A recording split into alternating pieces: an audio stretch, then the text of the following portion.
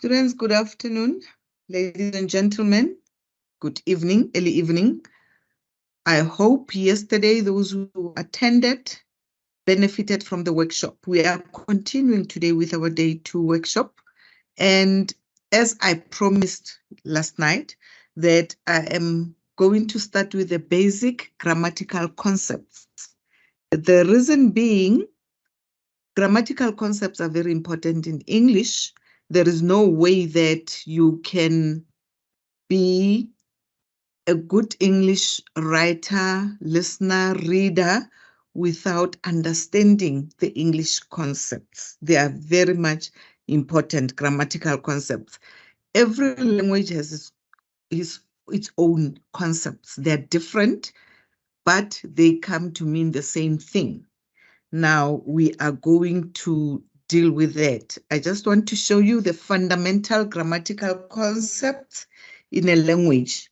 The basic English grammar, the basic English grammar function, the grammar rules, the grammar terms, and the definitions. If you learn, you will come to understand that grammar is very important. The functions of grammar important. The rules, terms, and definitions are all important to make up a language. I explained in detail what a language is yesterday. I hope you remember, and I'm not going back there. I move on to basic grammar, basic functions, grammar rules, grammar terms, definitions. Now, these grammatical concepts will help you understand the structure of the English sentence, which we sometimes miss to understand the structure. How is the sentence in English structured? At all times, I know we were taught, but we forget that it is structured in a certain way. The structure of the sentence in English, it doesn't mean it's a structure for teachers, it's a structure for lawyers, it's a structure for nurses. No, the structure is simple structure of English is the language. So you're going to have this basic concept so that you structure your sentences properly.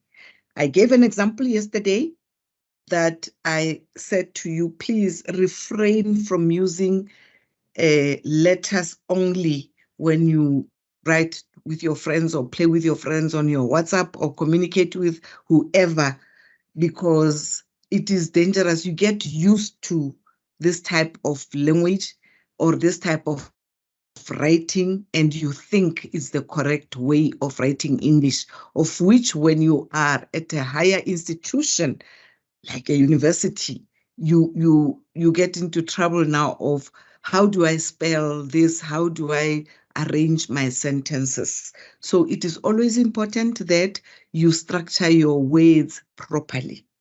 Number 2, how a word or related word can change form due to its occurrence with another word in a sentence. Exactly what I'm saying. A word can change the form or the meaning. I can say, I am hungry. I'm telling you that I am hungry. And you understand that, oh, this person is hungry. You'll only understand what I'm saying when you know the meaning of the word hungry. Or I say, I am so angry. If I speak fast, you might not hear whether I'm saying hungry or angry. But I'm saying, I am so angry. If you know the meaning of the word angry, you will know what I mean or what am I saying. Then it will help you, because the word or the related word can change form due to its occurrence with another word in a sentence. Because you find that there are different meanings in different words or in different sentences. We find ourselves getting confused because, as I mentioned and stressed, that people will always hide behind the sentence, English is not my language. It's just hiding your correct weight. But now when you study, there's no one who's going to take that into account. Lecturers will never take that into account, that, oh, by the way, it's not your language, or, oh, by the way, it's your second language. Yes, it's your second language, but it's still English. It doesn't matter. It's still English. Now, the concept will help you understand some of the relationships between the words that are used to construct sentences in English. As I go down with my slide, you are going to see all this relationship between words. I will show them to you, how to use this. And I repeat again, all this are in your study guide. Please close your mics. That sound is disturbing. Close your mics, please. Please. Then the next one, we will define and give examples of the grammatical concepts that are used in English. We define them, we give examples. Then to describe specific features or characteristics of a word that can bring about a change in its form for different grammatical reasons. I'm moving now to the basic grammatical concepts. It's continuing. Let us look at number, the word number, as a grammatical concept. If I say chair, it's a number. How many chairs are there? It's one. But when I say how many chairs are there, I'm expecting more than one chair. Now, English will teach you that you use an S in a singular and a plural. You just add chair, you just add chairs. There are words like that in English, but not all of them. And you cannot take for granted that, oh, if I want anything in plural, I'll just put an S, then it will be fine. It doesn't mean that way. And another thing with the English concepts, can you see how a chair is spelled? C-H-A-I-R. Remember, I was telling you about the C, the letter C can be used in different connotations, in different concepts. Now, look at the word chair, how it is spelled. But listen to how it is pronounced, chair. When I was to write it the way I'm saying it, I'll spell it as C-H-E, chair. But it is spelled as C-H-A-I-R. That is very important in English because the spelling differs from how you pronounce. Somebody asked how to pronounce words. I said, I prefer the dictionary. It will teach you how to say these words. So there is singular. Singular means single. It means one. Singular. Plural means more or more than one. More than one, it's plural. Then you have such words. You can give lots and lots of examples. Flower, flowers. Now it brings me to this, what I've just said, that you can find in the slide. You can find that the concepts are different, but they sound the same. You know, like we will, on this one, we will define and give examples of grammatical concepts that are used to. Now, here it is here. I say flower. Flower can be, when I say it, if I don't say it in a sentence, I might be meaning the flour that we use to bake bread.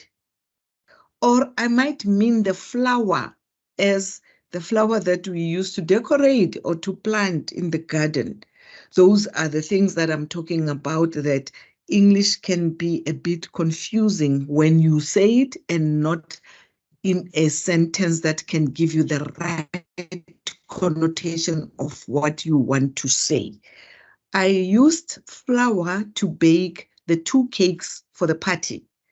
I used flour. The spelling will be different. Flour to bake the cake. Or when I say, I received a bouquet of flowers. That is now something else. The spelling is different. The flowers are, it's a bouquet, a bunch. Bouquet means a bunch of beautiful flowers. It's a bouquet. The spelling of bouquet also, check it out so that you learn and you gather a lot of vocabulary in English. So flower, when I talk, can be either flour to bake or flour to decorate, flowers to decorate. Now, the plural of flower, the bouquet, the one that we use to decorate, or the one that we pick from the garden, the plural, you just put as flowers. And how do you spell? Can somebody spell flowers for me? Flowers. Flowers. Flowers. And flour, the one that we use to bake? Flour. Flour. That's flour, the one that we use to bake. Can you see the difference that when we talk, they sound the same, but usage is different, right? So I was just giving you an examples of the singular and plural when you just add an S. Now, I'm moving to the third person singular. When I say, I bake a cake, I'm baking a cake now. I'm telling you that now. Present tense. I'm baking a cake. What is tricky with English again, ladies and gentlemen, is that the tenses are always different. They differ, and the usage also differ from what you hear or how you use them. The present tense, I bake a cake. Please switch off your mics. I bake a cake, meaning that I am busy doing that. When I say Ntombi bakes a cake, bakes, does it mean Ntombi is baking more than one cake? Please let us participate. I say Ntombi bakes a cake. What does it mean? No, ma'am. It's a third person singular. Yes. Yes. So you understand, you are with me. Thank you very much. Then she sings, Ntombi sings. That is another way of saying the present tense. It's all the present tense, but the S can confuse you and make you think that it's more than one person, of which it's not. Then you have I run. I've written there, I run. I and we. Can you see the we there? It's when we are more than one. I is just one person. We run. And when I say, what are you doing? We are running. As we go on, you will see that the tense changes with the sentence according to what the object is doing. The object is the first person who's doing something. Then we move to, just a minute. We move to the persons, which is so important. The concept is expressed as the first, second, and third person. How do you analyze, how do you interpret person? What can you say? What is a person? Person? Don't Google, just use it the way you normally hear person. Can I answer, Doc? Yes. A person, to me, is a human being. The living human being, I think so. Ah, you're cutting. You are cutting. Can saying- you repeat, please? I didn't I'm hear a saying word. person is a living human being. Yes.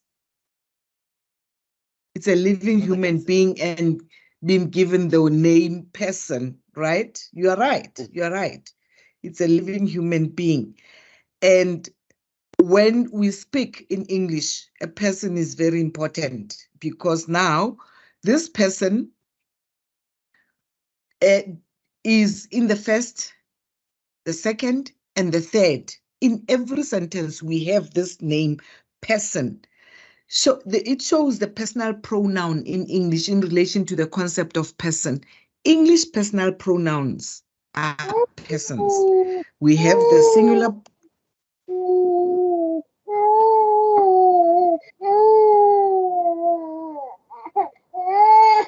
Switch off your mics, please. Switch off your mics, please.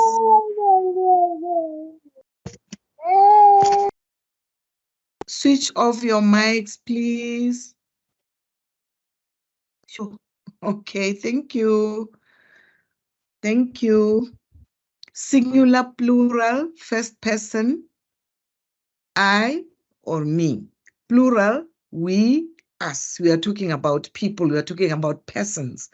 And second person, you. Plural remains you. The third person, she or it. Him, her, or it. It will remain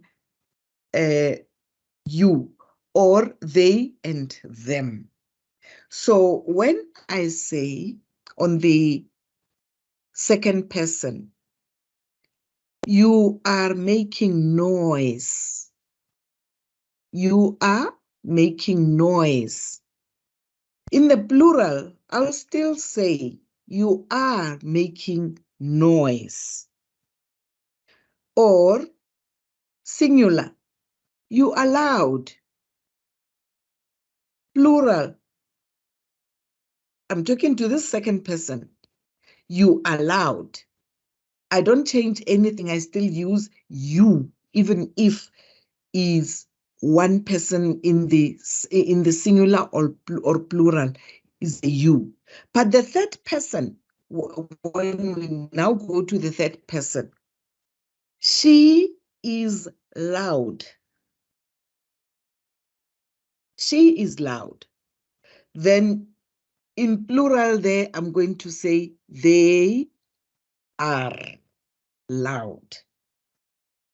Can you see the third person changes both in plural and in singular? You use the words in that sense. They differ. You're not going to confuse them. Did you hear my sentence? They differ. That is the words, right? You, meaning the whole class, are, it's plural, not going to confuse them. Them can be referred as what? The words. Them can be referred as the two people, persons. You are not going to confuse them. They are not going to confuse them. I use the third person in such a way. And if it is an animal or an object, it's not a person, we use it. It is under the chair. What is under the chair? It can be a dog, cat, it can be my jersey. Where is it? It is under the chair. Now, if I want to put this sentence in a plural form, meaning that there are more dogs under the chair, what am I going to do? What am I going to say? I'm sorry.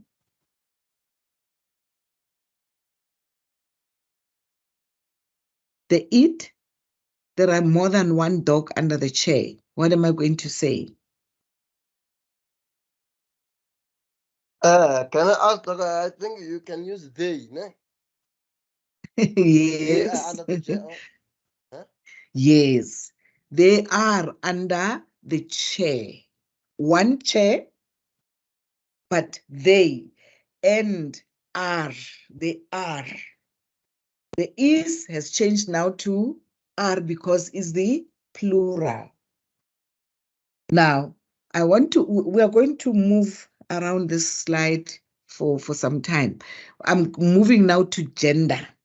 Gender can be indicated in two ways. The first is by changing the end of a particular word, or you can modify the word, or you can use the masculine of a feminine, or you can be gender-specific language, like generic language. You can use that. Now, in two ways. The first is by changing the end of a particular word. The duke, the gender there, duke or duchess, right? Prince or princess. It is not just a one meaning or one usage fits all. You cannot say the duke, the duchess, prince, princess. Can you say prince, princess? But duke changes to duchess. It changes now. King will change to queen. Can you see the gender, how it differs? In English, it becomes sometimes a bit difficult because you don't know which word actually do I use to change this to a certain gender. Now, another word that even yesterday I gave an example of the basic word with addition of other words. A goat. When I say goat, it's generic, but I say a he goat. And then I say a she goat. Sure. Now it's different from prince and princess, duke, duchess. Then peacock, then peahen. Can you see the difference? I just want to highlight these few changes that don't take for granted that because the gender ends with ES, every word will take ES. Same as I was saying with the plurals, it doesn't mean every word will just take S at the end, then it's the plural. The masculine or feminine, bachelor, if it's not a man, is a spinster. She is a spinster. Do you know the meaning of a bachelor? What is a bachelor? Some people say bachelor. What is a bachelor? Please talk. Try, at least. A male that hasn't been married before. Oh, that is A unmarried. male that was That is unmarried. a male that is unmarried, Yes. or never married, right? Yes. A spinster? It's a female that has never been married or is single. A female who's single, who was never married. On this score, let me just give you information and knowledge for free. You cannot say to a lady, "Hey, spinster, come here," or you cannot say to a gentleman, "Hey, bachelor, come here." No, you use this on certain connotations. But if you want to talk to your classmate being a lady, you are going to address her as what? What are you going to say?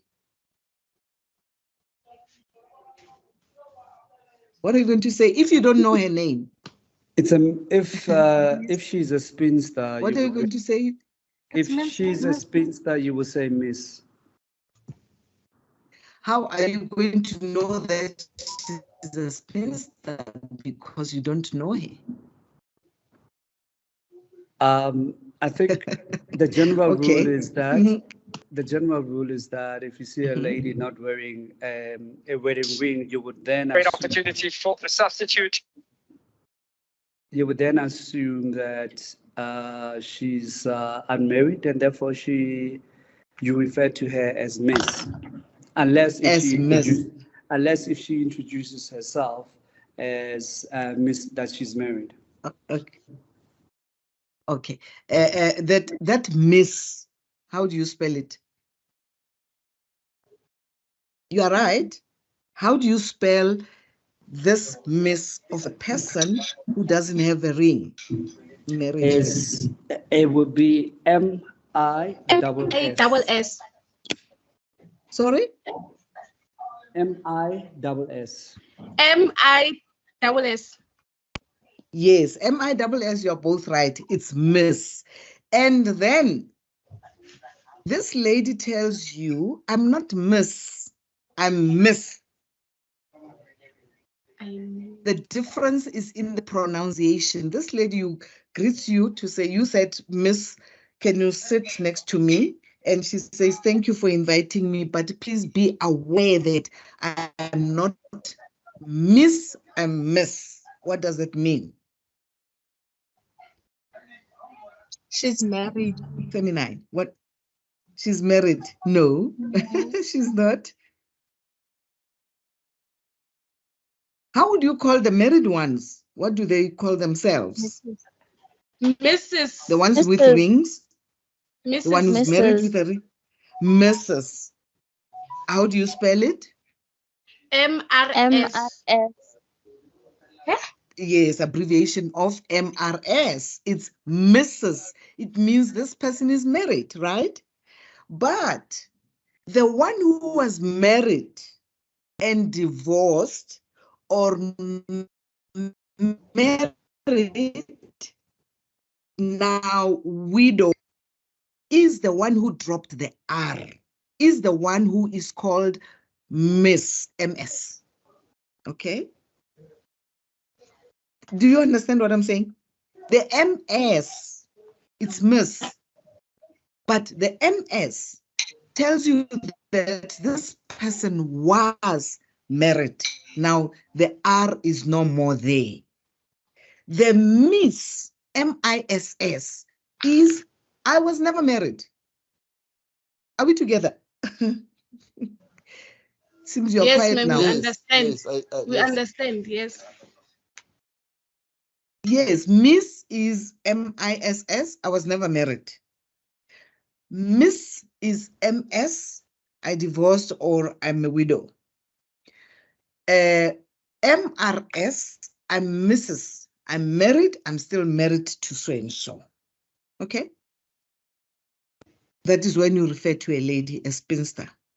With the bachelors and men, there are no many stories. It's just Mr. Married, unmarried, divorced, whatever, Mr. MR. That is the masculine and the feminine. So if you are not married, to those that I'm talking to right now, if you were never married, address yourself as MISS, Miss. If you were married and no more married, MS. If you are married, MRS. I'm moving on if there are no questions on that. Now, there is gender-specific language, the generic.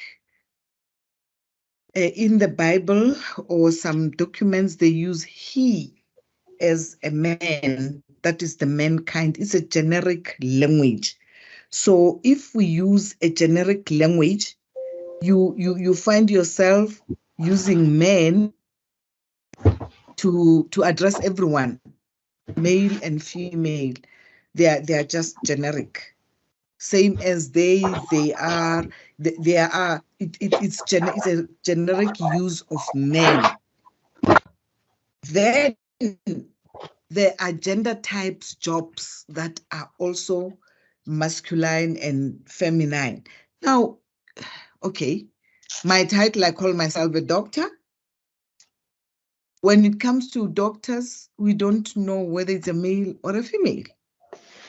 It's a gender type job title. It's the title. Same as nurses. Nurses, we have male nurses, we have female nurses. But when we generalize, we say nurses. The same as she is a female nurse, she is a male nurse, she's a male doctor, she is a female doctor. You know, such terms are used. So that is why I say English can leave you to be confused with some things, especially with those that you don't clarify, you don't understand. Uncle, aunt, meaning that the aunt is the female one. The uncle is the male. What is interesting in English, everyone who is not your dad is your uncle.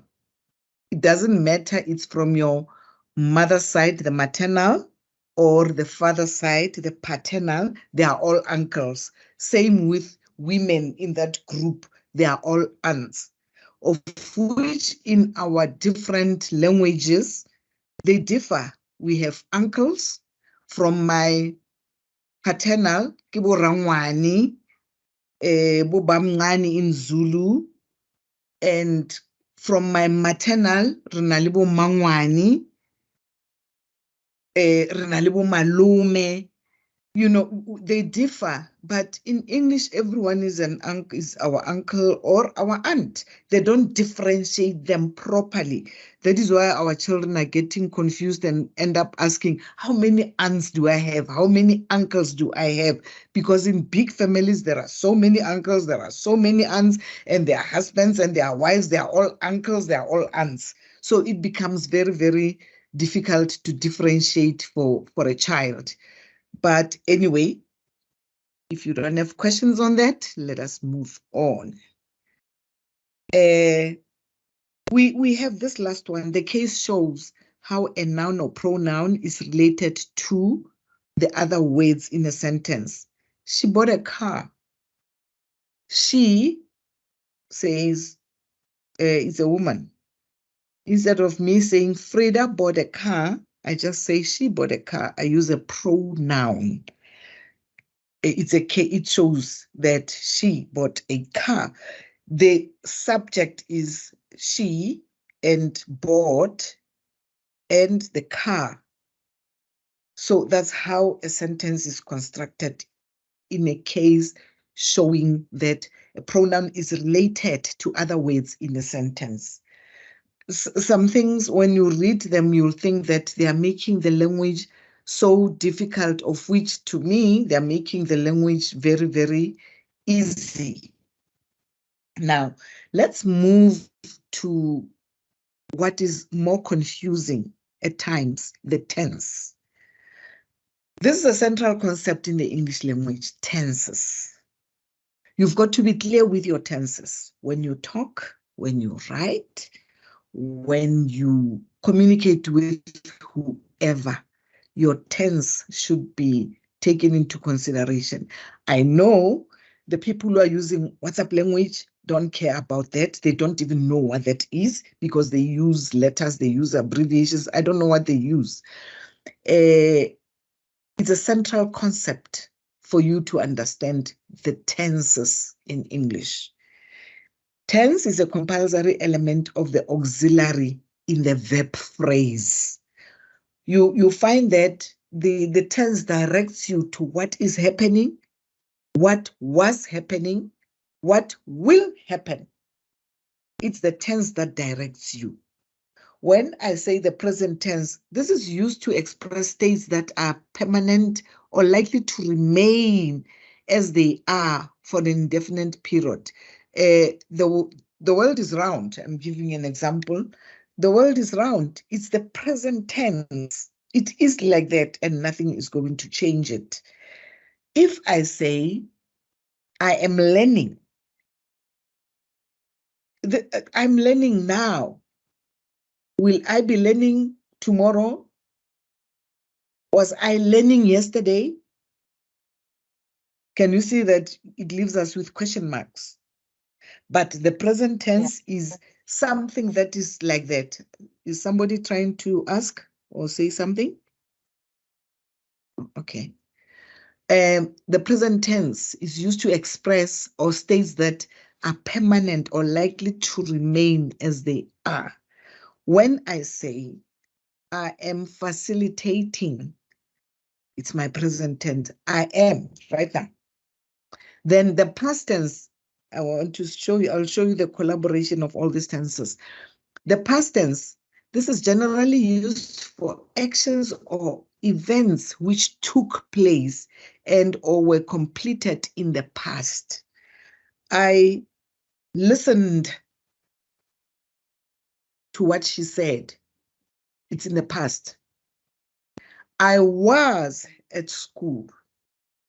The present will be, I am at school. I was at school. That is the past tense.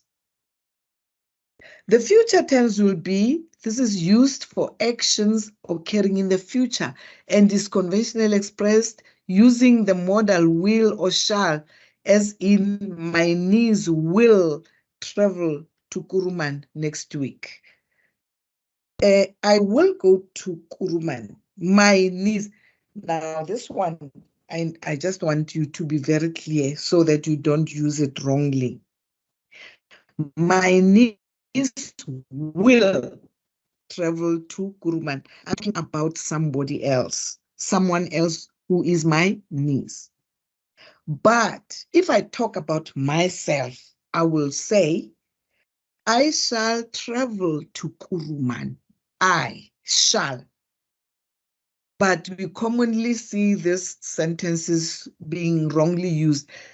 Me talking about me and saying, I will travel to Kuruman tomorrow. Of which I was supposed to say, I shall travel to Kuruman tomorrow. I shall. But when I'm referring to you, Mpo will travel to Kuruman tomorrow. I use will. These are the words that are confusing in sentences. Then you find that when you are marked, they say your grammatical errors are just this and that, underlining the will and the shall, how you interchangeably use them. Then the present progressive continuous tense. This is typically used to describe present action or events which are only temporary. The example, we are reading 3 novels this semester. I have registered 4 modules. I want you to see reading 3 modules and registered. Now this one sounds like it's in the past tense, but it's in the present. I have registered 4 modules. And my example here is, we are reading 3 novels this semester. Can you see the present progressive, the continuous tense? It's there. It's a sentence like it's in the present, but it's continuing. I have registered the modules. The have gives you the sense that it's in the past, of which it's now. You have registered now.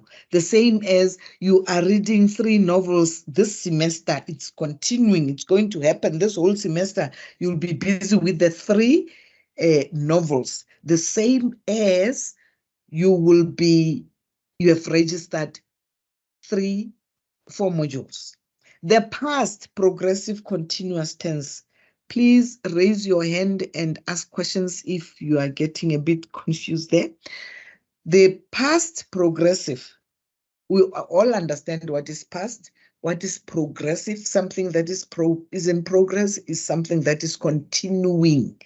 This is normally used to refer to past actions or events which were temporary.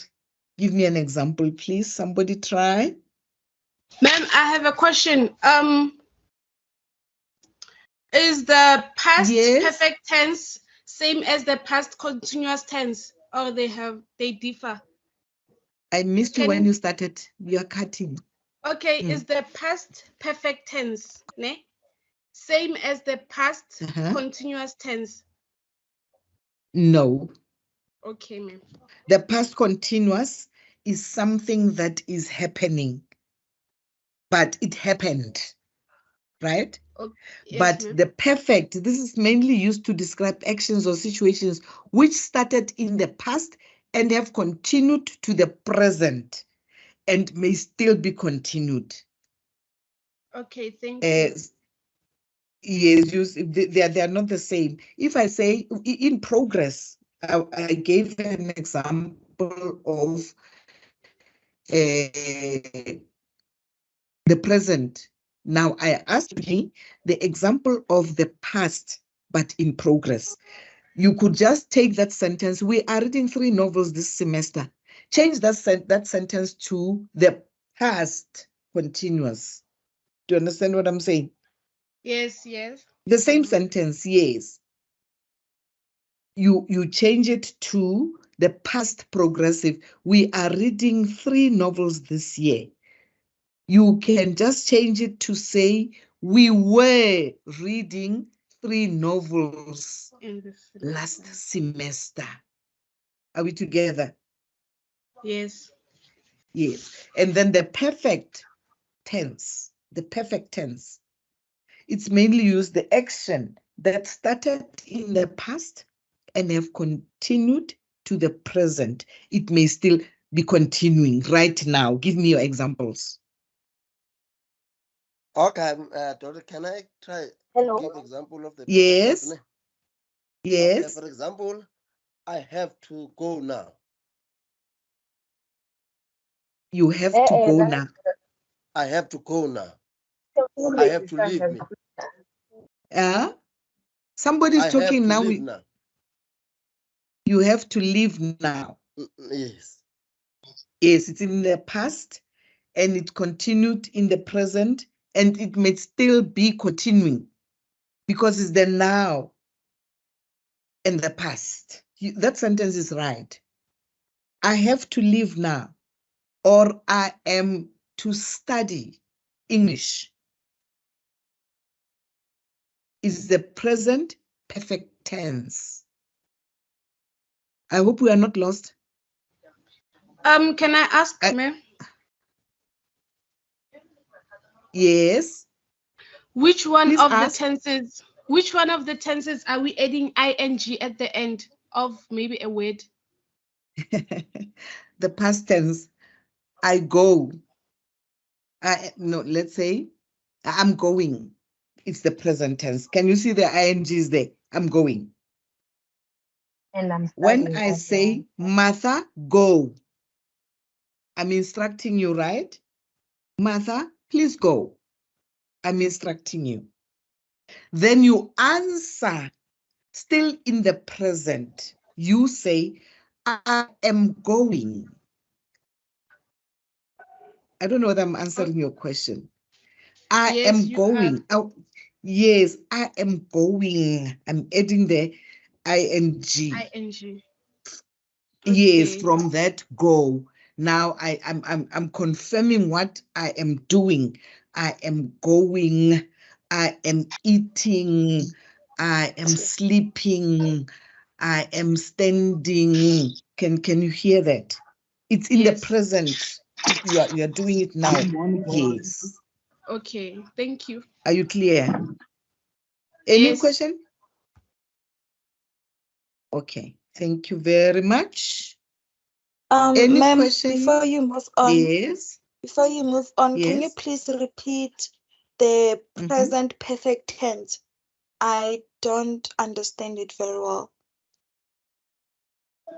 The present perfect tense. Perfect tense, yes. It's yes. This last one on the slide is to describe the action or the situation started in the past and have continued to the present. Like I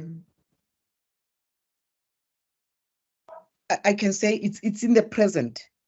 I am a registered student.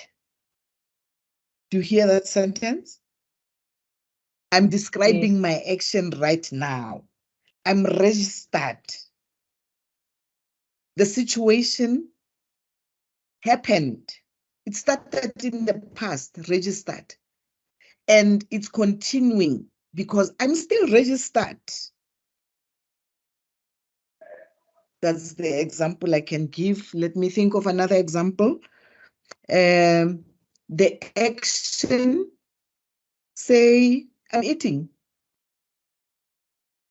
Oh, no, I'm eating is the present. It's straightforward, the present. I want the past. I was eating during lunch. Oh, it's not the right one. I want the one like I'm registered right now. I'm continuing to study because I'm registered. I am studying English. Or I have started studying English.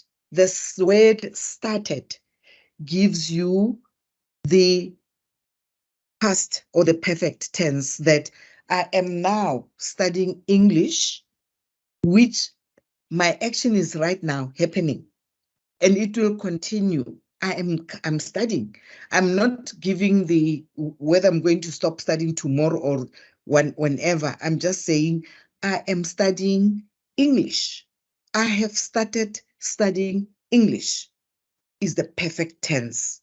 The action that is happening now in the situation, and it's in the past and it's continuing, is the present, and they may still continue. You'll still continue to study English even tomorrow.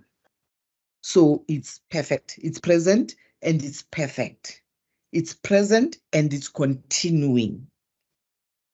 I hope I've clarified. If I didn't, we can still check it out tomorrow or so, or when we are done here. Are you happy with my answer? Yes, I am, ma'am. Okay, thank you. Any other question there on the tenses? Okay, let's continue with the tenses.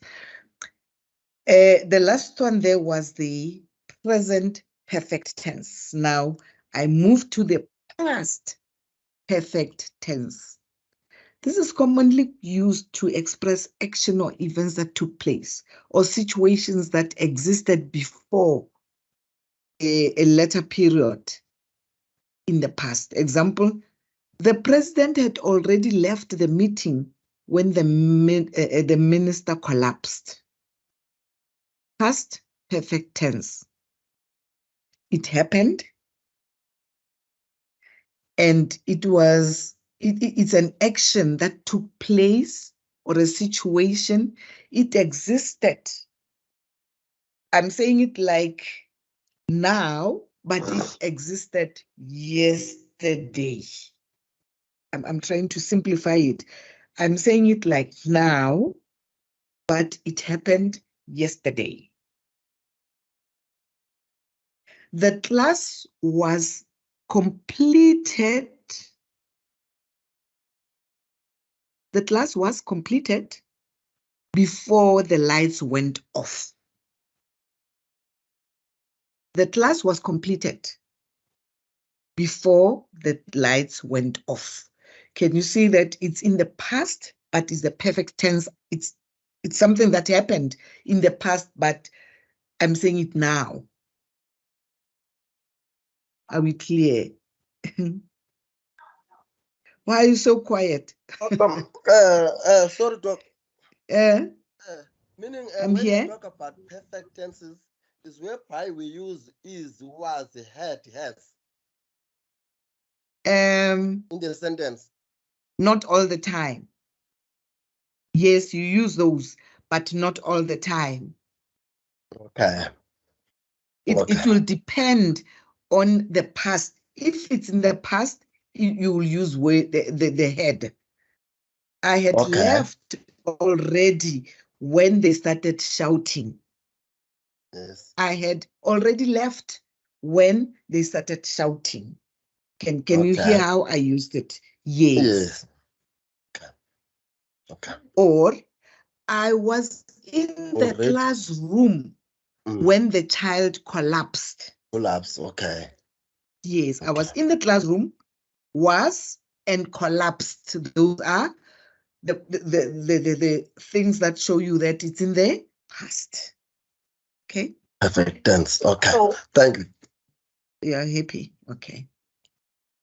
Now, it is important to stress tense in English is strictly grammatical. This means that the time references of tenses are not limited to restricted to those typical ones. Just as what I've just mentioned, that things happened in the past, but I express myself as if it's happening now. I express myself because I'm talking to you now, but it happened yesterday or some few hours ago.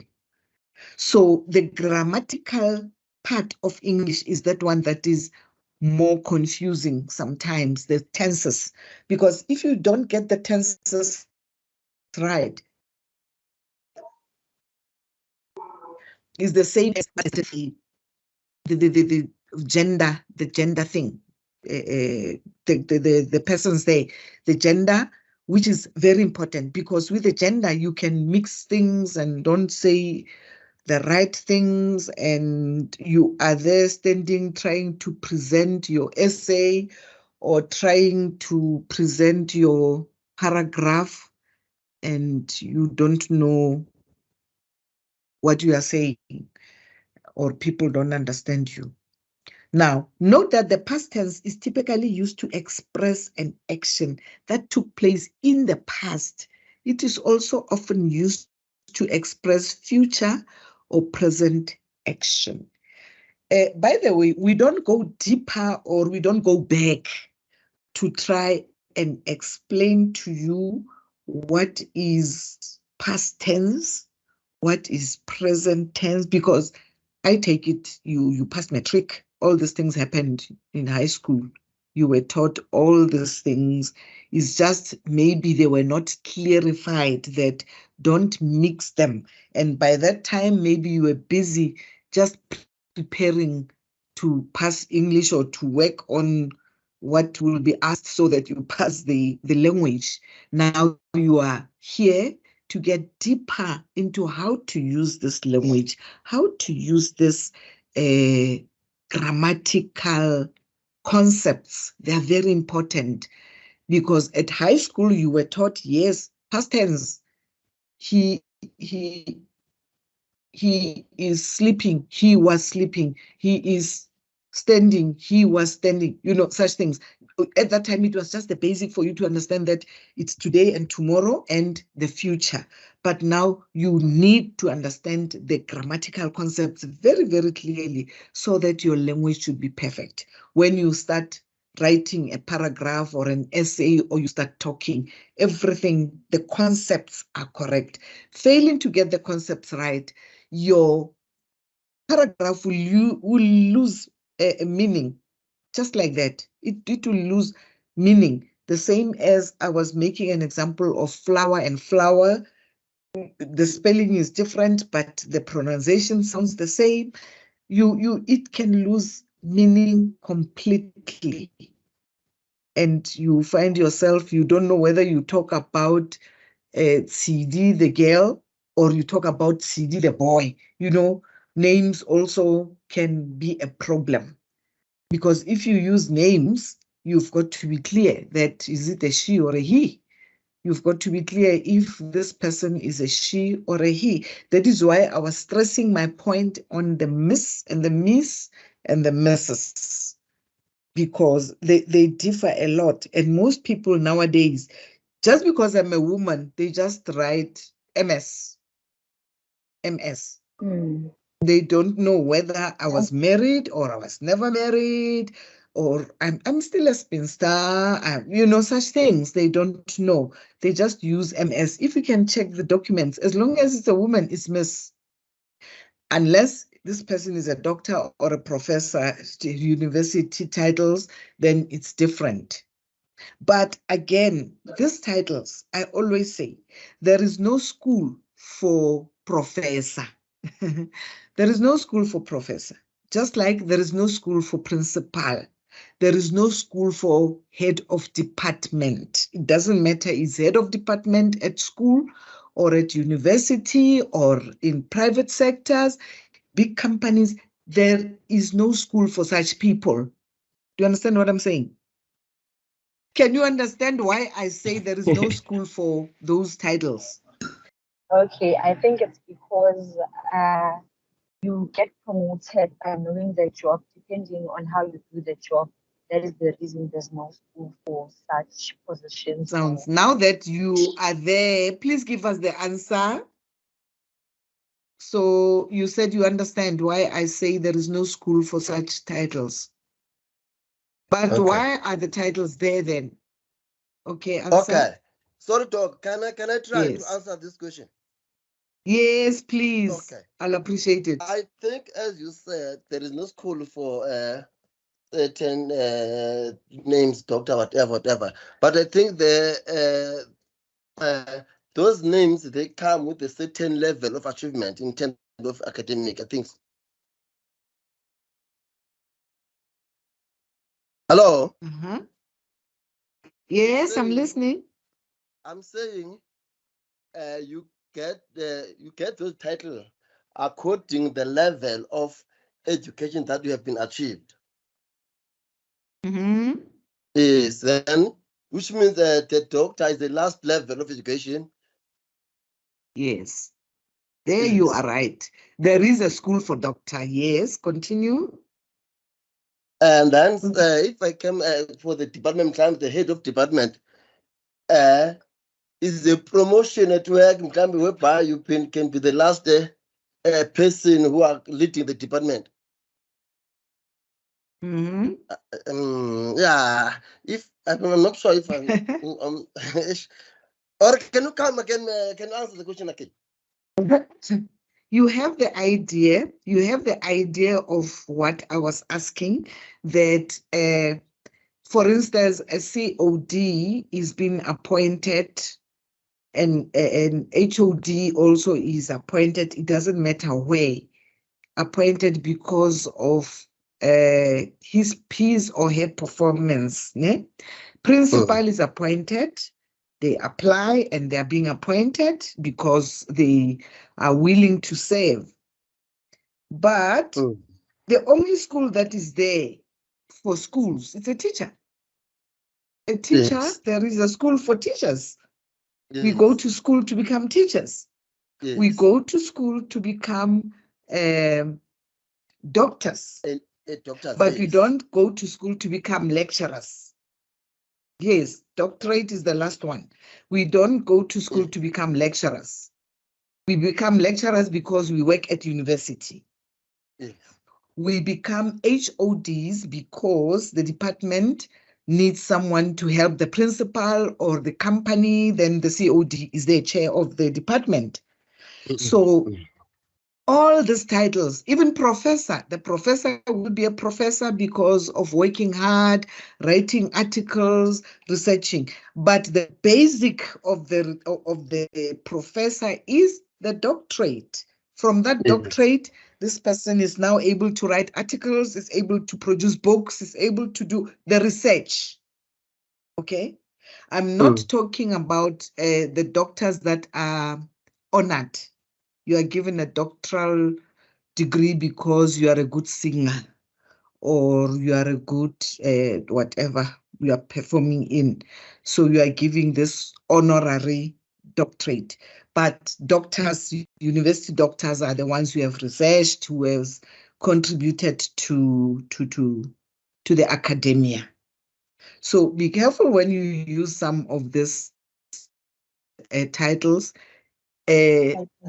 In the past tense, or there's no way that you are going to say woman doctor, or you are going to say with academic. At the hospital, they will say she was attended by a woman doctor. It's medical. But in academia, it's just doctor, male, female, the same. Professor, male, female, the same. COD, male, female, the same. That one, even in companies. HOD, head of department, male, female, the same. Don't confuse them. Okay? Note that the past tense is typically used to express an action that took place in the past. It is also often used to express future or present actions.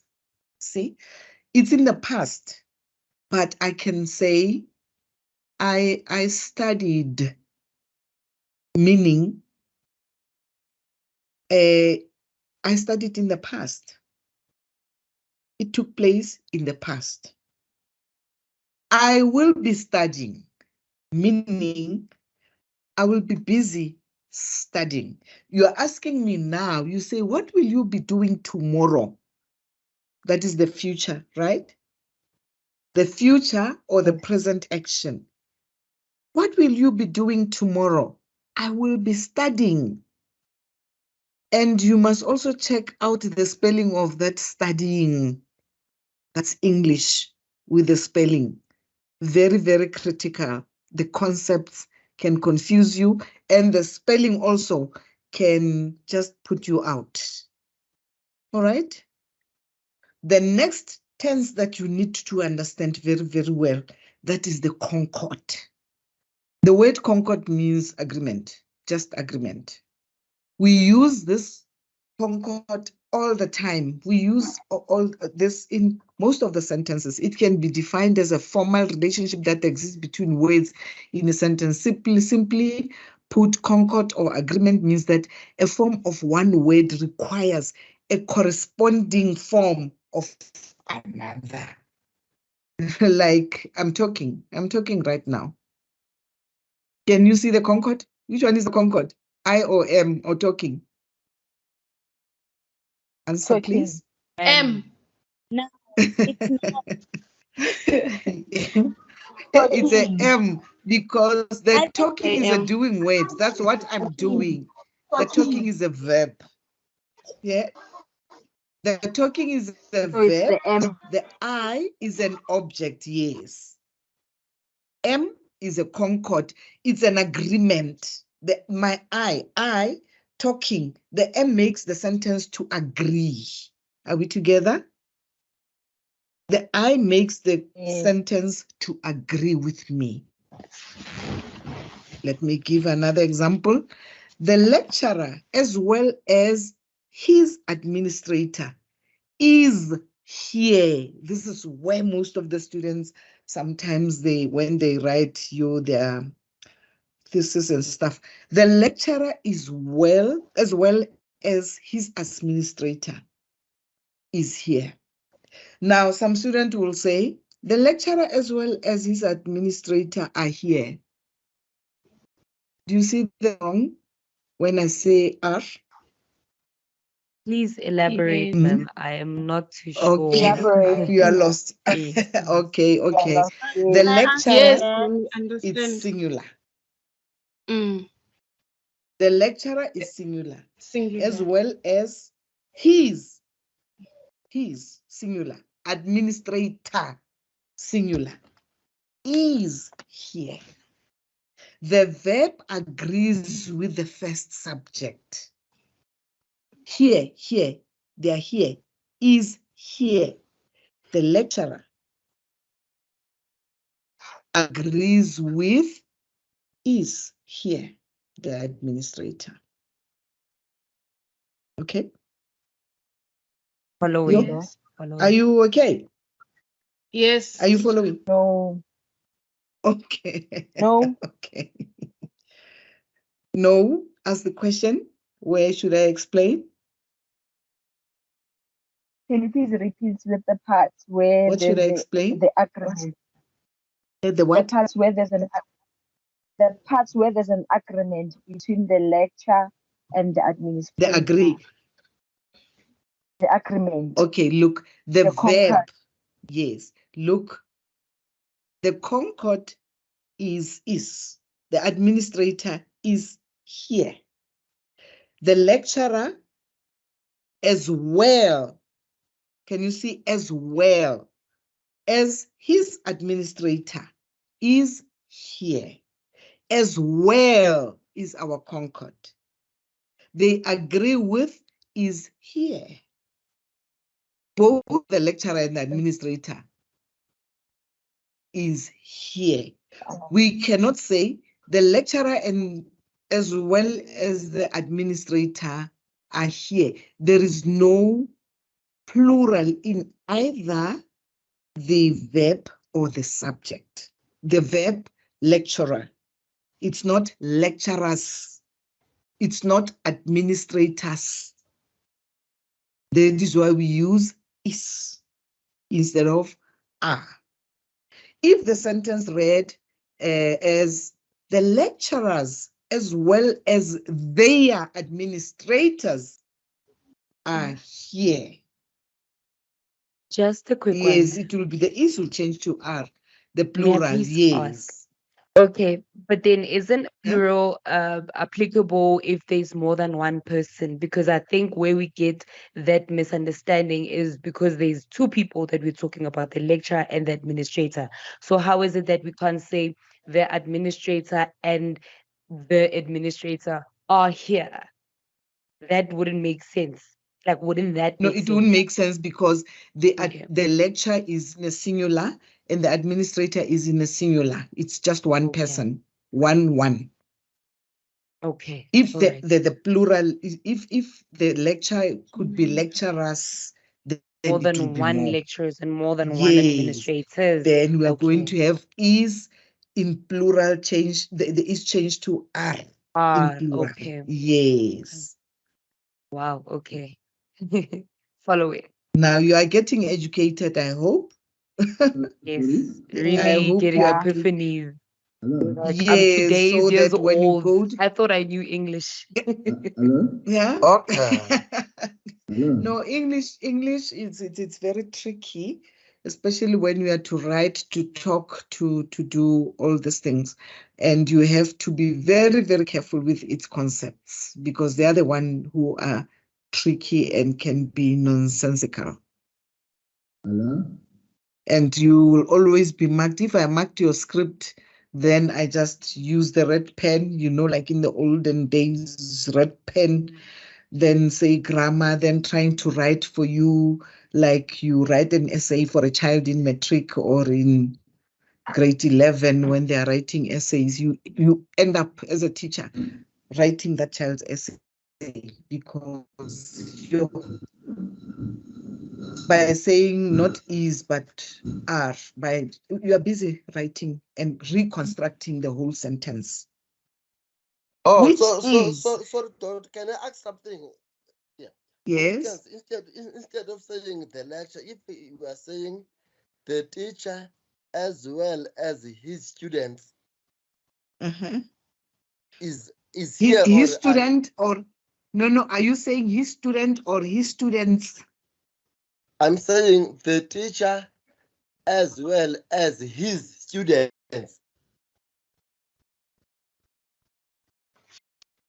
Is here. Is here, no? Okay, meaning this Yes. we're focusing on the first person. We're focusing on the first person and the concord as well as. Yes. We are focusing on the concord as well as the joining, the agreement. And the last one here, the subject is yes. We are concentrating on that. Okay, thank you. But if the the verb is in a plural, then it's going to change to the plural. Okay. Is that okay? I don't get you well now. You are not winning. You are not hearing. So, teacher, can I? Okay. I'm listening. So, teacher, are you trying to say that a singular subject cannot be in the same sentence with the plural verb? Yes, definitely so. You've got it. You cannot use singular and plural in the same sentence. You've got Okay, it. thank you. Thank you. Yes. So that changes the concord, the subject tells you the lecturer and the administrator is here. You Meaning cannot you say can't- are here. Okay. You can't say as well as his administrators. If there are 4, this person has got 4 administrators. Mm. If you say the lecturer as well as his administrators, then you're going to say are here, because now you've got the more than one as administrators. Now you're Okay. going to say are we together? Okay. Okay, thank you, Mama. Thank you. Doctor, I have All a right, question. can we move on? Yeah, I want to ask the question on that sentence. Let's remove as well as and put and.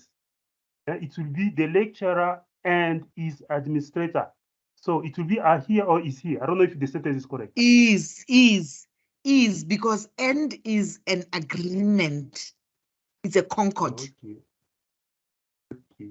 And is a concord. So when you say the lecturer and his administrator is here, it's a concord, the end. Or you can say, you can use any concord like but. Okay, all right. Can I move on? Now, Yes. developing the skill of listening. That's my next slide. You know, you have been asking questions. I've been trying to talk to you. You know, it could be quite interesting if it was face to face, because I would see those who are listening and those who are not listening. Now, developing the skill of listening. Ladies and gentlemen, this is very important in any language. You've got to be an active listener. You've got to be a listener who closes your mind from other disturbing things and concentrate on what it is said, whether you talk to a person or you are listening to a person. So I have the slide, developing the skill of listening. It's a skill to listen. You know, some people cannot listen. Some people, to prove that, are not good listeners. You go to places where you find there's a speaker on the stage and people are just sleeping because they don't have the listening skill, or they discuss amongst themselves, or they're just chewing chappies and they're not interested because their listening skill is not developed. It's not to say they're bored. They use the word, I'm bored. But if you can ask one question, how? Why are you bored? What did you hear? What made you feel that this person is not presenting what you want? This person will never give you an answer. I'm telling you. This person will just say, I'm bored. They like saying, especially matriculants, yo, I was so bored. That class was so boring. First year students, that class was so boring. Boring on what? Let's get to the gist of this. What made you bored? What did the lecturer say that threw you out? Then this person cannot answer because this person didn't hear a word. This person didn't listen at all. Let me give you an example. I go to church. There comes a preacher. The preacher just starts by saying, more than 5 times. I'm listening. You. Then the next line, shoo, I don't know where to start. How? My question is, what is he doing there? He said he's a preacher. Then the next line is, sure, I'm not so well equipped to do this. My question is, why is he here? I came to church to feed my spirit and my soul. Ladies and gentlemen, do you understand what I'm saying? I'm listening and this person is saying nothing. That's when one will say, I got bored. I won't be bored. I'll just be angry because I took change. As person goes, the next thing, I don't know what to say. I don't know where to start. What are you doing there? So if your listening are not developed, you just close yourself up because you can't listen. Now, I want you to be active listeners, have this behavior of listening so that when you argue or when you answer, you must know.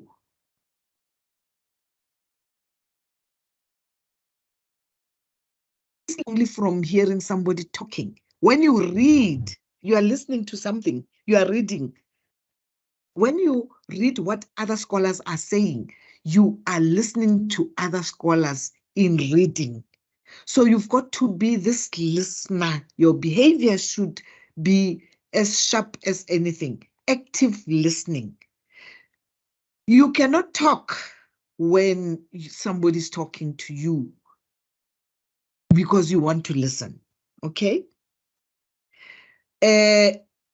You cannot interrupt the speaker because the speaker wants to give you something, but before this person says something, you already say, and you don't give the speaker a chance to hear what is the speaker trying to say. You are not an active listener. You can paraphrase already. When this person, I'm giving you my example of church again, when this person keeps on saying, I don't know where to start, I don't know how to start with this, I've never preached before, I already paraphrased to say, this one doesn't know anything. I'm closing up. I'm not a good listener. Instead of giving this person the chance, avoid distracting actions or gestures. Now, if I'm sitting in front and this person is trying to talk, I'm busy doing gestures, I'm busy, say, frowning and breathing, taking a deep sigh, bringing my hands on my forehead. I'm doing all the funniest gestures that you can think of. By so doing, you are not listening. You distract the person who is trying to talk. Even if the person is trying to deliver something that is very important, you are not listening because you don't have listening skills. You ask questions before the person can finish the sentence. You already have a question because you have your own agenda in your mind. Now, exhibit affirmation, head nods, and appropriate facial expression. Here, when you agree with a person talking, you will just nod, and the person who's looking will understand that, yeah, no, this person is in agreement with me. And ladies and gentlemen, when you talk, you must make eye contact. Look at the person. Don't look outside the window and looking outside the window and trying to talk to people. There are people, when you talk to them, they are busy answering their phone, they are busy scrolling. Hey, people are busy on their phones. I don't know what they're doing all the time, all the way. And you also, I know you like that. You are forever on WhatsApp. When you listen to a person, don't stretch your hands, touch your forehead, frown, say something with your lips but you are not saying anything, but your mouth is moving, your lips are moving. That is giving wrong gestures that you are not supposed to do if you are a good listener. Then asking questions just in the middle of nowhere, instead of you listening until this person finishes, you just ask questions. Can you hear that one just said, we can't hear you, we lost you. That is not a problem because you are using online. You can just interrupt and say, I can't hear anymore. I have to voice my query. But now, when somebody is giving a speech or trying to say something to you, you've got to just be patient and wait until it's time for you to ask questions. Exhibit affirmations. When you are a good listener or an active listener, what you are going to do is you are going to listen. And when you agree, you don't have to slap hands at that time or to, you just have to nod your head to say, yeah, I agree with this. I agree with this. Then I was saying, a good listener, make contact. You look directly to the person who's talking, and the person who's talking also should directly look at you. It's not decent to talk to someone whilst you're looking somewhere outside the window, or you're looking at someone instead of looking at me, the one who's talking to you. So your listening skills must be very, very sharp and be very, very active starting from now. If you know that you are easily distracted, try to work on that so that your listening skills should be very, very active. Be empathetic. Be patient.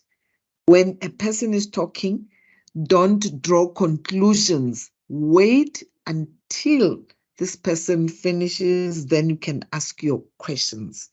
Those are the behaviors of good listening, and they will help you to develop your listening skills. Any question or any explanation that you need from this? Yes, You're fine, ma'am. can I kindly ask a question, please? I'm not sure if I was listening properly or maybe I didn't understand. Can you hear me? Okay. Yes, I can hear you, sir. Yes, but I don't know if maybe I'm not a good listener, but I got a bit distracted because I felt that some of the You are sharing. You are not a good. I'm not sure if I'm not a good I'm not sure if I'm not a good listener or not. But I thought that maybe some of your examples, you were straw manning there and assumptions about people who are sleeping that you are assuming that they're not good listeners.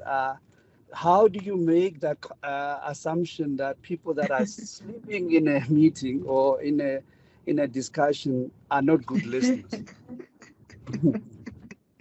It's really because they're sleeping. I'm assuming that they're not good listeners because they are sleeping. If you are interested in so that you wake yourself up and listen at least. Okay. No. Thank you. Listeners. It's an assumption. Or maybe there's somebody's sick, somebody's ill, somebody took tablets. Now the strength of listening is down because of the medication. Yes, those things happen.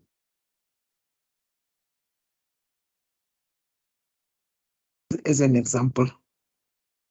Okay. Have I answered? Yes, yes, Okay. yes, ma'am. Thank you very much.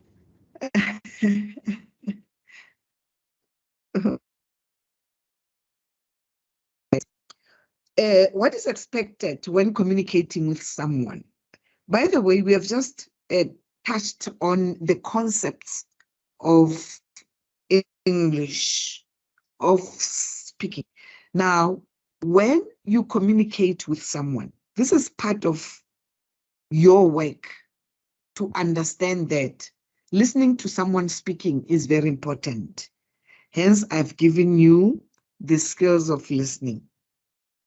But now, communication is in two ways.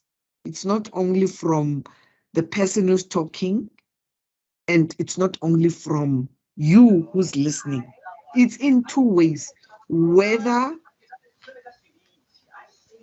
active, verbalized or not. For the fact that somebody's talking and someone is listening, it's a two-way process. for the fact that we gesture. It's a two-way gesturing that you can talk to someone with your eyes, with your hands, with your head, with your body. You can say a lot. It's and that will help you understand to distinguish between formal and informal language. What we are trying to do in this module is for you to be very clear that language is not just language. We can talk as friends. Then we say, hi, Mgani. Hi, gents. Hi, guys. You can say that. But if you address me as, hi, you, addressing me like that, I won't feel happy because I'm a professional. And I take it you are a student, you are in a professional institution. But when you address me as a friend, it doesn't make sense to me. Some people address people that they don't even know. They're just saying, hi guys, can you help me with this? How? Who are these guys? I think you have been listening. I'm addressing you as ladies and gentlemen. Don't know you. I know you to be students. Yes, you have registered. You are my students, but you are ladies and gentlemen because I don't know your name. I only see few of the names on the screen. I cannot say, hey, boys and girls. No, because students can be elderly people. Students can be teachers.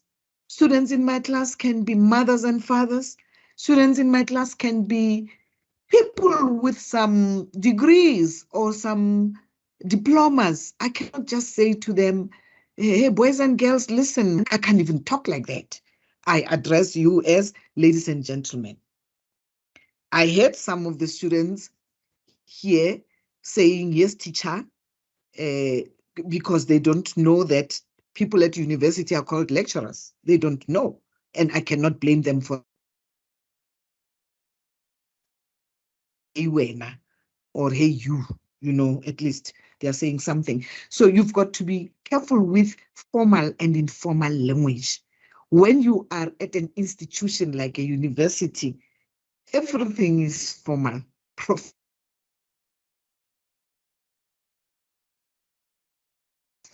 You address things formal and the language is like just like that. You've got to know who to address and how to address, and when you say you are formal. Informal language is that one of mixing maybe the two languages or mixing everything. And there is this standard and non-standard language. I've just said an example. The formal language is the professional one, the very correct one. The addressing people in a normal, like Mr., Mrs., ma'am, sir, and so on.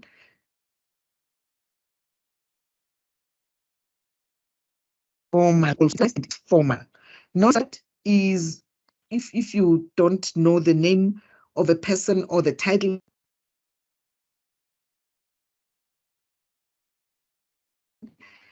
you will just say Mr. You know, you don't know what to say because you don't know this person, but as soon as you know the person, you address that person with his or her. In addition, we explain what it means to be critically aware. This is what I mean. To be critically aware. Like I've just mentioned, I address you as ladies and it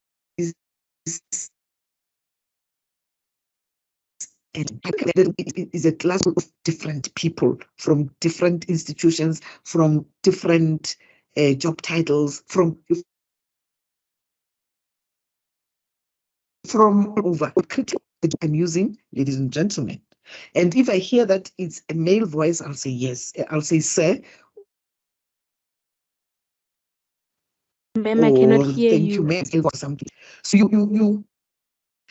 What does? I haven't changed. Where are you? We can't get You can. you. Hello? Hello, you are Oh, breaking. now that one is. I even thought I am having a network problem. I'm breaking again. Yes. Yes. Okay. No, is the network problem, I think, because I have everything in order today. Can you still not hear me? I moved a little bit. Can you still not hear me? Yeah, we can hear you now. We can hear you. When last did you hear me? What was the last word that you heard? What was the last word that you heard from me? We can hear you, ma'am. Okay. I was on the issue of critically aware, that when you talk, when you address people, you must be critically aware.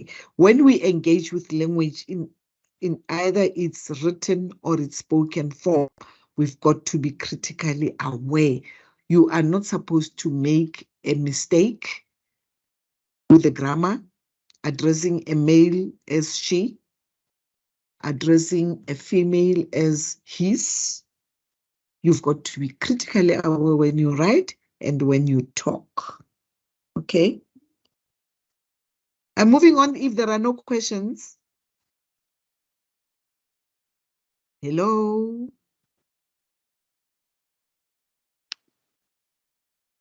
There is a hand there that has been up. I don't know whose hand is that. Can I talk? Hi. Yes. Yes. I have a small question. It has to do with listening skills, but in children. So at what age can you I think realistically expect children to develop listening skills? Yes. At what age? And how can you maybe help them develop these listening skills? Because I think it's very vital, like you're saying, for communication. For the age, remember a child is a mimicker. Yes. Remember that a child is a mimicker. Whatever the child does is what the elder is doing.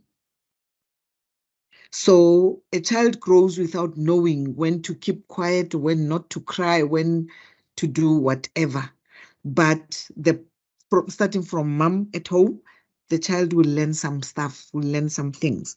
But coming to school, from preschool, the child will be given, say, some time to play, some time to keep quiet, some time to listen, just for a few minutes. Psychologically, I'm not sure from which age will the child listening skills be developed, but they mimic as they are taught from preschool. From 3 years old, when they are there, they are already learning that it's time to listen now. Well, they cannot listen for 10 minutes. You give them enough time, as you are trained as a preschool teacher, for how long can a child listen. Then from there, you check if they heard you. Please stand up. Please wash your hands. Those are the small things that will make you see that this child is listening. As they grow, the time increases. But now be aware of children who like just talking, or who just like, they just want to play. Doesn't matter what, they just want to play. So those are the children which need to be taken aside, given time to say, now listen, did you hear what I'm saying? You take time to develop that skill from children. And it starts from home. It doesn't start at school. It starts from home, that the child has to be developed in all aspects of his life. So it's not easy for me to answer that one psychologically, which age. But for what I know, from 3 years old, a child can listen. If you say, stand up, the child will stand up. They listen. If you say sing, they mimic you. You sing, they sing. You sing, they sing. They do exactly that. Appropriate language. Remember, the last one here is we engage with language in either it's written or spoken form. Use appropriate language. As with anything in life, there is a positive and negative ways of using language. Ladies and gentlemen, language is dangerous and language is interesting and language can destroy you or build you.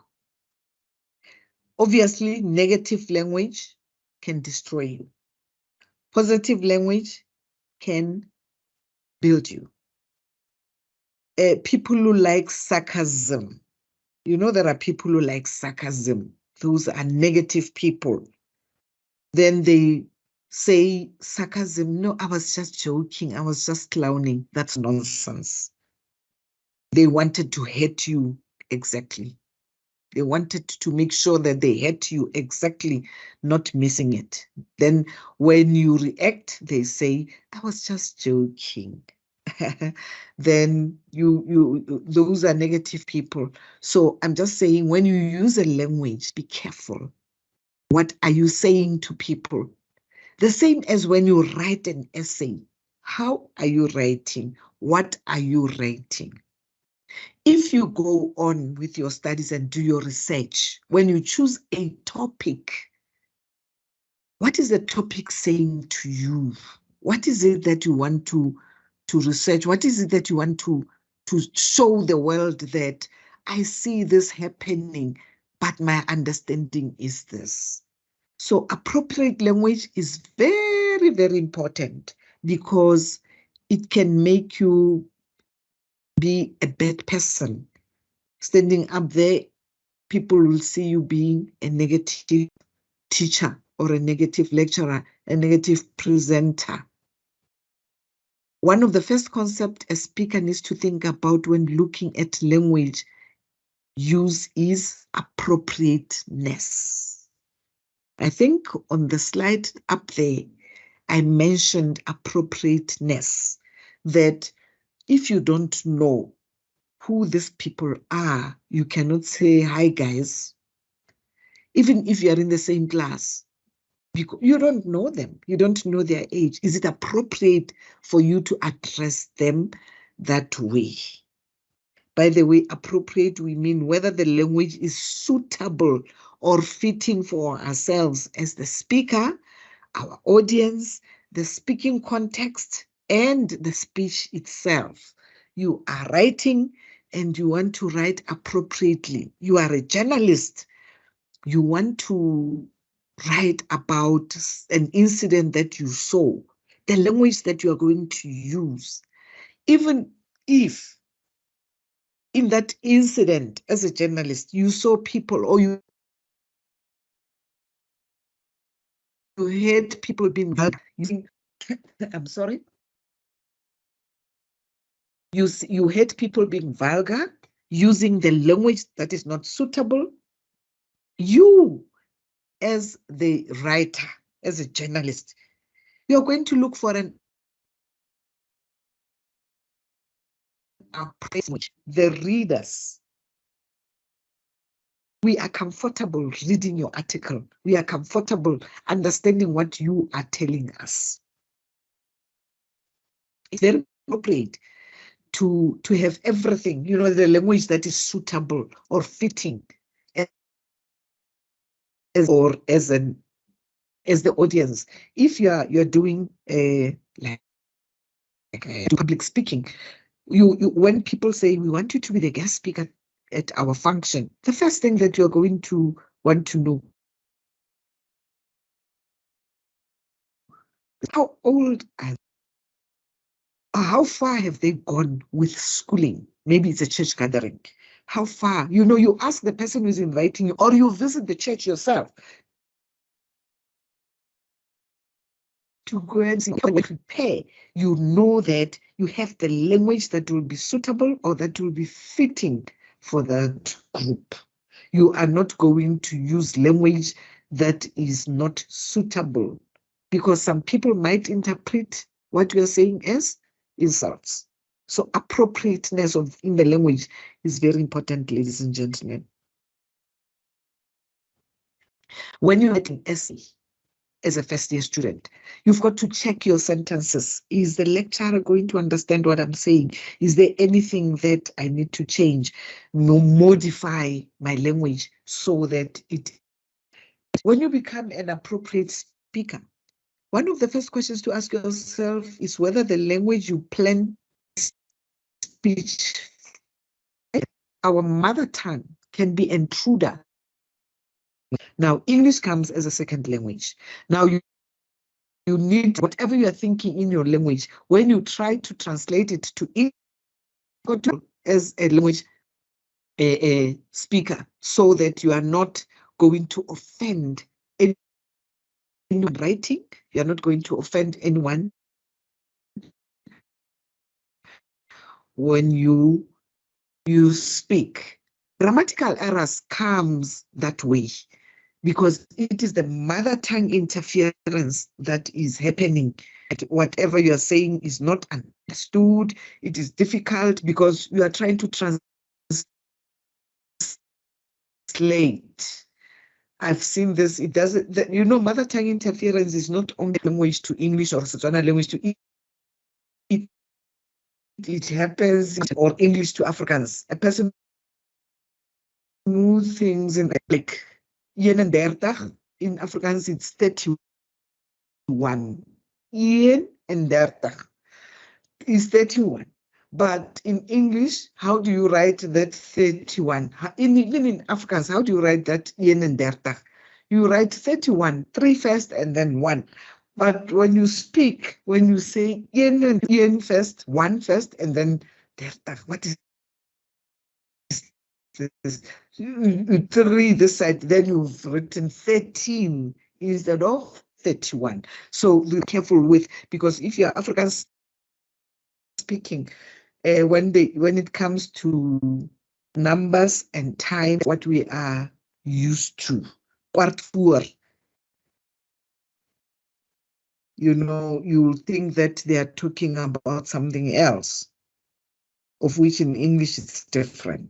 So you've got to be very careful. The language you select should be suitable for you, not someone else. If you are a university student, there's no self to sound like an astrophysicist even if you are giving a speech or on a new planet. What I'm trying to say here is that you are more comfortable. I'm talking right now. I'm more comfortable in how I pronounce my words, on how I say, because I'm not trying to mimic anybody. Because what we observe nowadays, what makes our children not, there are those who go to private schools taught by English-speaking people. They change to the level of that teacher, which is beautiful, which is right. And when this person is trying to talk to those who are not from private schools, it's going to sound like this. Why is he rolling the R's? Why is he forgetting that this person is from a different background? It doesn't matter your background, you are still going to be yourself. You're not going to say, I want to talk like, when she talks like this. In the past, they used to say you're speaking the English from England because the cavity, and it's going to come out as if you're pressing your nose.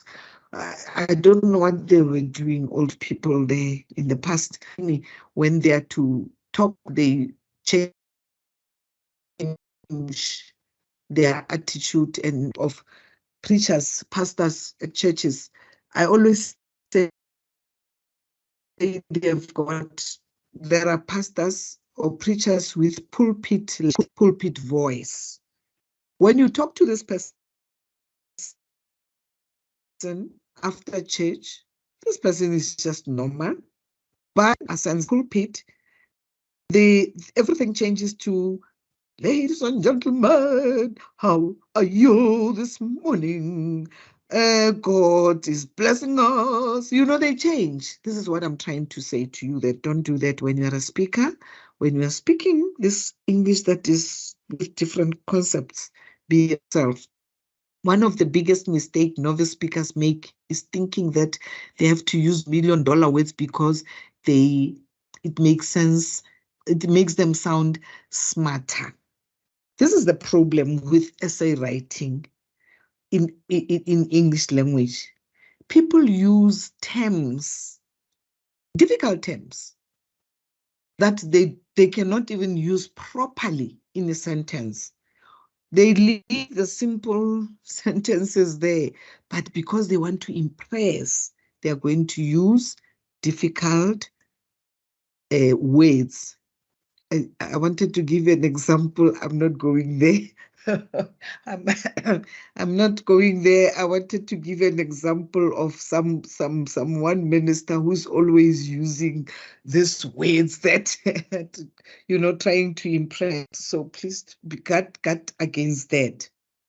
Then I'm still on my last one. Actually, $1 million words don't tend to function well in oral communication. So using them will probably make you comfortable as a speaker. Also, it may be difficult for you or the audience to understand the nuances of meaning when you use such words. So using them can increase the risk of denotative or the connotative misunderstandings. So don't use words that are difficult just to impress. Use a proper word. Don't say H2O, just say water. Don't say H2O. If I don't know what H2O is, I'm lost already. I don't understand what you are saying. Use simple terms. And then, where do you find all this information?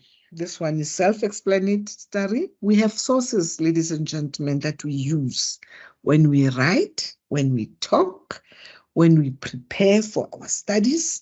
We have sources. This one module tells you about how to go about with English concepts and how to write, how to talk, how to do this and that.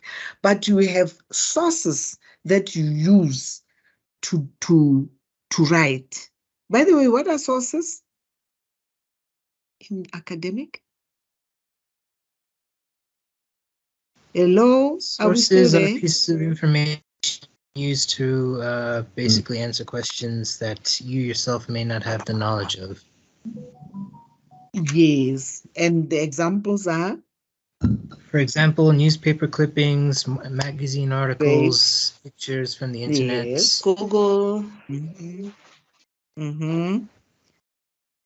And books. What about books? Yeah, also books can be sources too. Those can be sources as well. Books, textbooks, those are all sources and they are very important. You know, for any language, if you want to learn it, you've got to read or listen. You read, you listen to the language more because you want to hear how these people do this or how they pronounce this or what is it that, you'll hear somebody speaking in English or a sports presenter. Then they say terms that you have never heard. Then you quickly know that I've never heard of this language. What is this? Sometimes it's a sports language. When you check it out, it's a sports language. Sometimes is something that you can also use. You need to add your vocabulary from all these sources at all times. That is why they are important. Sources are important. You add your vocabulary. And you add your vocabulary to an extent that you find yourself knowing so much that you are easily correcting people when they're talking. When you sit there, when I listen to people, I'm a bad one. I'm the worst one. Because when I listen to people, sure, I'm busy marking this person grammatically. It's a bad habit that I have. I developed it from liking to know or wanting to know the English or wanting to know the language as much as possible. So you mark the wrong things that this person is saying whilst you are listening. This happens if you have enough vocabulary. If you know the concepts of English, it will be easy for you to say, oh, this document is wrongly written. You see mistakes from far, that this article is not properly written. Who wrote this article? That's when you're going to check. Who wrote this article? This person doesn't know English. This person translated, or this person copied. Because if you are a reader, there are things that you'll see that this person got this information from somewhere, not original. It's not his or her original work. Any questions? Let me close by saying language is a set of a finite number of sentences, each finite in length and constructed out of a finite set of elements. That's Chomsky, ne? In other words, according to this Chomsky, all languages have a finite number of letters in their alphabet. Each sentence that is produced in a language is made up of letters of alphabet. For example, the sentence, I like you, is made up of letters. I like you.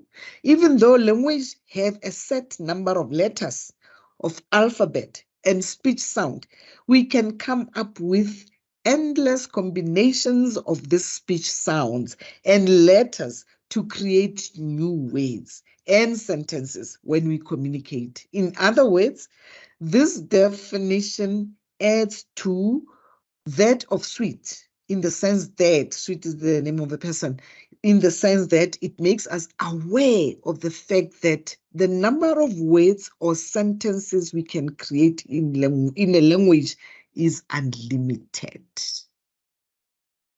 I'm closing that because I've recapped from yesterday's work to today's work in this sentence.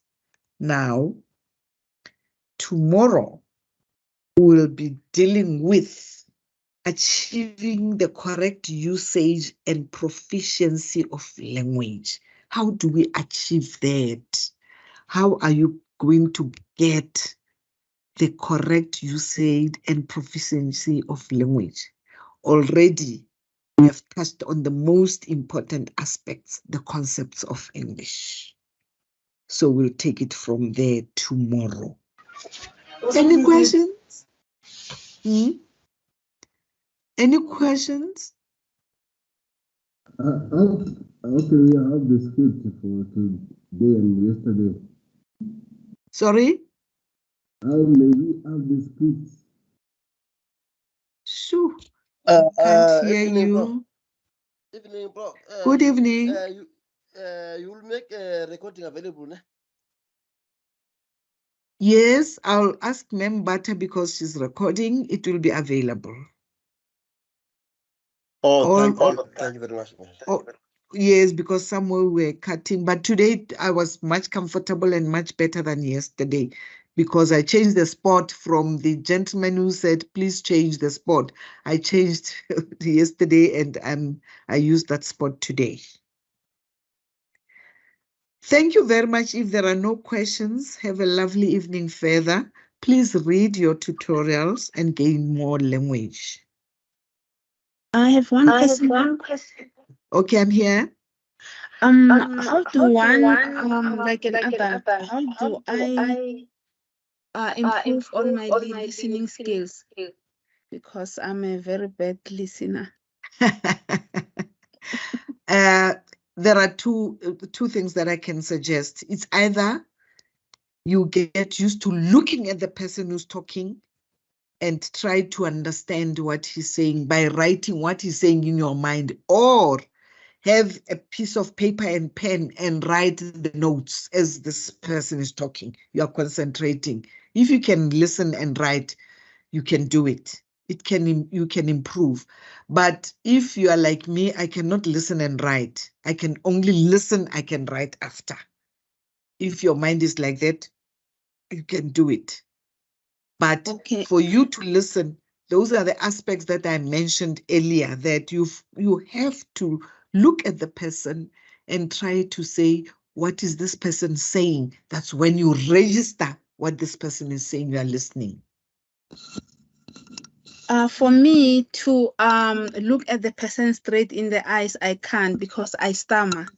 I stutter. So the more I look directly into that person's eyes, I will stammer more. So I tend to look maybe away from. I hear what you are saying, but Yes. if, say, I'm talking to you being a bit far from you, you can look at me, you know, beyond my chin.